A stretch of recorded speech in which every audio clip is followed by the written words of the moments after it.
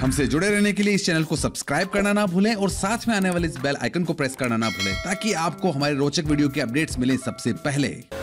आपने अब तक हजारों ऐसी घटनाओं के बारे में सुना होगा जिसमें लोगों के काम करते करते किचन में कुकर फट जाया करते हैं।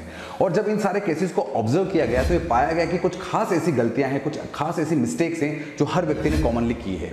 हमने उन सभी गलतियों को एक लिस्ट बनाई है और ये वीडियो तैयार किया है। फ्रेंड्स, आज के इस वीडियो में डिस्कस करने जा रहे हैं उन सभी सावधानियों को जो आपको कुकर कुकिंग के साथ में हमेशा ध्यान रखनी है।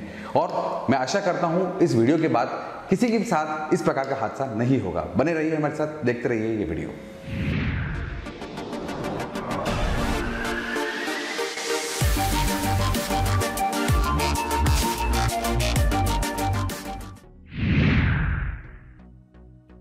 कुकर की सफाई ठीक से करें।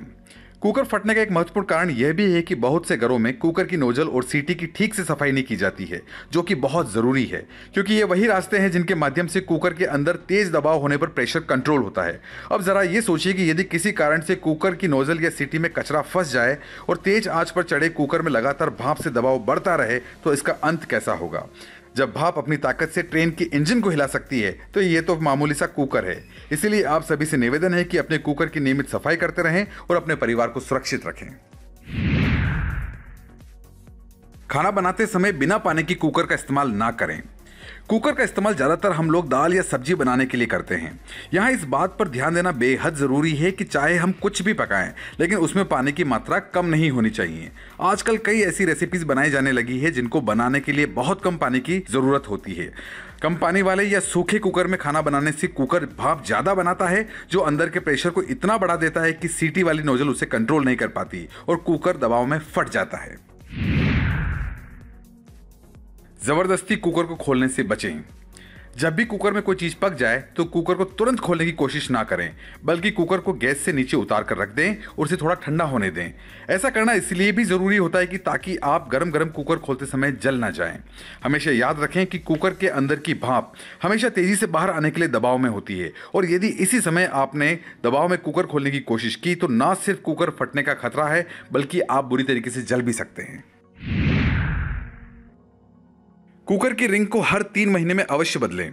बहुत से लोग अपने कुकर की रबर रिंग को तब तक नहीं बदलते जब तक कि वह पूरी तरीके से कटने ना लग जाए या उसमें से भाप लीक ना होने लग जाए, जो बेहद खतरनाक आदत है। लगातार इस्तेमाल करने से यह रबर घिसने लगता है और इससे ना सिर्फ कम प्रेशर की वजह से खाना देर से पकता है बल्कि कुकर के अंदर भाप का हल्का सा भी लीकेज होने के कारण तेज प्रेशर से बाहर निकलती यह भाप इस कुकर को फाड़ सकती है। इसीलिए आप सभी से अनुरोध है कि ठीक समय पर अपने कुकर की इस रबर रिंग को जरूर बदल दें। हमेशा ब्रांडेड कंपनी का कुकर ही इस्तेमाल करें।